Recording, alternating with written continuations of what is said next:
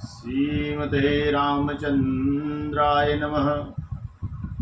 सीतानाथसमारम्भां रामानन्दार्यमध्यमाम् अस्मदाचार्यपर्यन्तां वन्दे गुरुपरम्परां। सद्गुरुदेव भगवान की। राम रामेति रामेति रमे रामे मनोरमे सहस्रनाम तत्तुल्यं श्रीराम नाम वरानने। रामचंद्र भगवान की जय।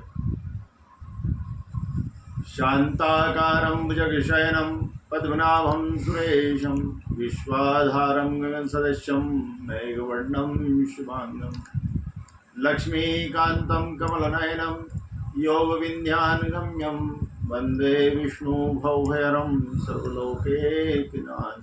बोल विष्णु भगवान की। आज हम श्रावण मास के कृष्ण पक्ष की कामिका एकादशी की कथा कहने जा रहे हैं, जो इस प्रकार है। ब्रह्मवैवर्त पुराण में युधिष्ठिर जी महाराज और भगवान कृष्ण के संवाद में कामिका एकादशी का माध्यम वर्णित है। ब्रह्मवैवर्त पुराण में युधिष्ठिर जी महाराज और भगवान कृष्ण का जो है संवाद हुआ था कामिका एकादशी के माध्यम के संबंध में, वो ब्रह्मवैवर्त पुराण में उल्लेखित।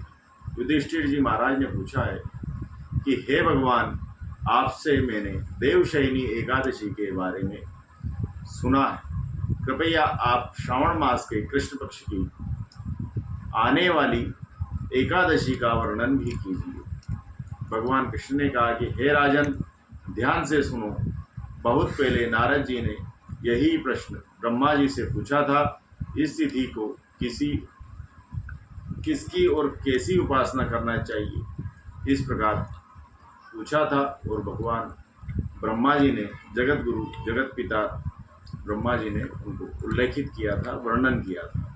नारद जी ने भी यही पूछा था कि किसकी पूजा करनी चाहिए, किस दिन करनी चाहिए और किस विधि से पूजा करनी चाहिए, क्या क्यों करना चाहिए। तो जगत गुरु जगत पिता ब्रह्मा जी ने तभी कहा था कि इस एकादशी को कामिका एकादशी कहा जाता है। इस एकादशी का नाम कामिका एकादशी है। इसके माध्यम को श्रवण करने से अश्वमेध और वाजपेयी यज्ञ करने का फल प्राप्त हो जाता है, केवल कथा श्रवण करने मात्र से। इस तिथि को शंख चक्र गदा पद्म धारण करने वाले भगवान विष्णु की पूजा करनी चाहिए। इस दिन भगवान विष्णु की उपासना करने से पवित्र तीर्थ स्नान जैसे गंगा, काशी, नैमिषारण्य, पुष्कर जैसे पवित्र तीर्थों में स्नान करने का पुण्य प्राप्त हो जाता है। एकादशी के दिन भगवान विष्णु की सेवा पूजा अर्चना करने मात्र से काशी, गंगा, नैमिषारण्य और पुष्कर जैसे पवित्र तीर्थों में स्नान का फल प्राप्त हो जाता है। तो क्यों न हम एकादशी का व्रत करें।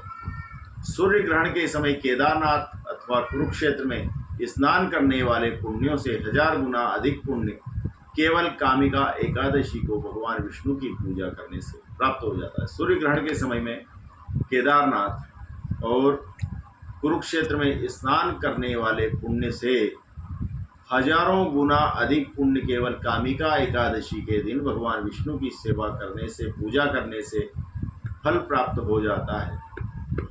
जिस प्रकार कमल को पानी स्पर्श नहीं कर सकता है, कमल का पुष्प पानी से सदा ऊपर रहता है, कीचड़ से ऊपर रहता है, तो उसको पानी छू नहीं सकता है, उसी प्रकार कामिका एकादशी को करने वाले को पाप स्पर्श नहीं करता है।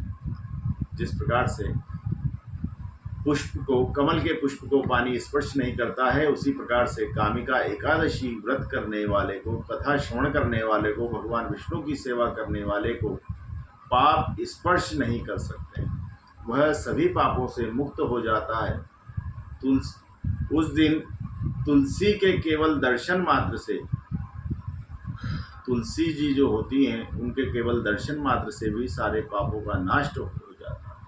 जो कोई तुलसी पत्र से भगवान हरि की उपासना करता है, तुलसी जी की माला बना करके ठाकुर जी को पहनाता है, अथवा तुलसी पत्र पे राम नाम या कृष्ण नाम अंकित करके हरिचंदन से बड़े सुंदर भाव में लिख करके ठाकुर जी को भेंट करता है, वह सभी पापों से मुक्त हो जाता है।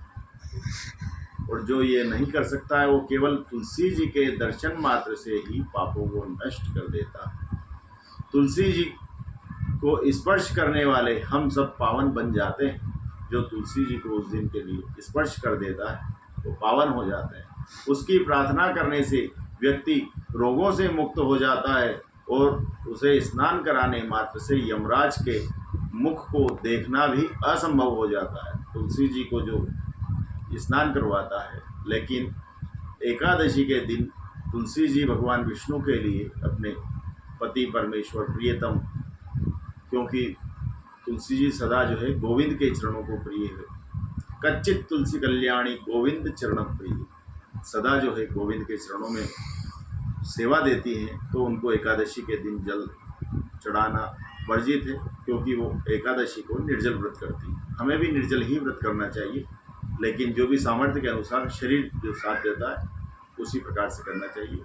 जो स्नान कराता है तुलसी जी को, वो यमराज का मुख देखना असंभव हो जाता है, उनका डर दूर हो जाता है, यमराज का उसे डर नहीं रहता है। इस प्रकार तुलसी जी की महत्ता एकादशी के लिए।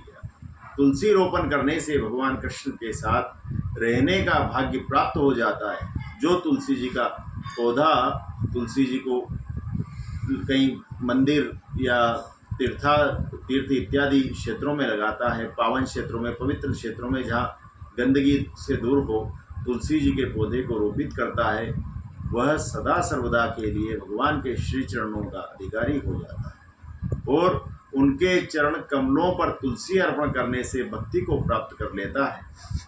जो भगवान के चरणों को तुलसी अर्पित करता है वो भगवान के चरणों की भक्ति प्राप्त कर लेता है। एकादशी के दिन तुलसी महारानी को घी के दीपक लगा करके और प्रणाम अर्पण करने मात्र से उससे प्राप्त होने वाले पुण्य का हिसाब करने वाले चित्रगुप्त भी जो है असमर्थ हो जाते हैं। जो तुलसी जी को एकादशी के दिन घी का दीपक लगाता है और प्रणाम दंडवत अर्पित करता है, उसके जो है पुण्य का हिसाब करने वाले चित्रगुप्त जी जो हैं वो भी असमर्थ हो जाते हैं कि कितने पुण्य इसके खाते में लिखे जाते हैं।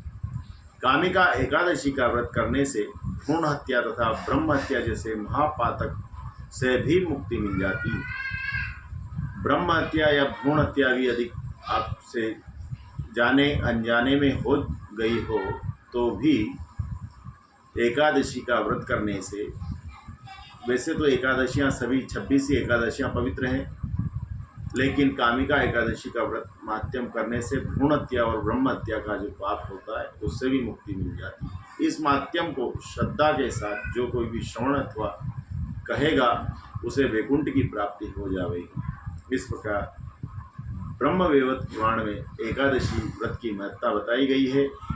हम आपसे यही कहते हैं कि प्रातःकाल सुबह जल्दी उठें, ठाकुर जी को आप स्वयं स्नान करें, पश्चात ठाकुर जी को स्नान करावें। श्रीयंत्र जी आपके पास उपलब्ध हैं तो लक्ष्मी और विष्णु का दोनों का स्नान एक साथ होवे, इस प्रकार की व्यवस्था करें।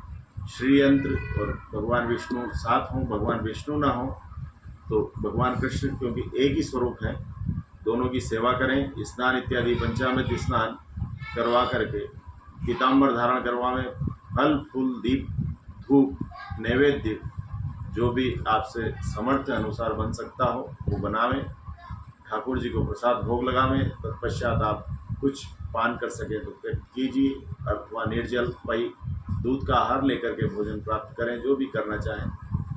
और ओम नमो भगवते वासुदेवाय अथवा विष्णु सहस्त्र नाम भगवान कृष्ण या सादा सादा राम नाम यदि आपसे होता हो तो दिन भर भगवान का नाम उच्चारण करते हुए दिन व्यतीत करें, रात्रि में जागरण करें। इसी प्रकार आपके लिए पुनः एकादशी के दिन नई वीडियो उपलब्ध की जाएगी। जय जय श्री राधे, जय जय श्री सीताराम।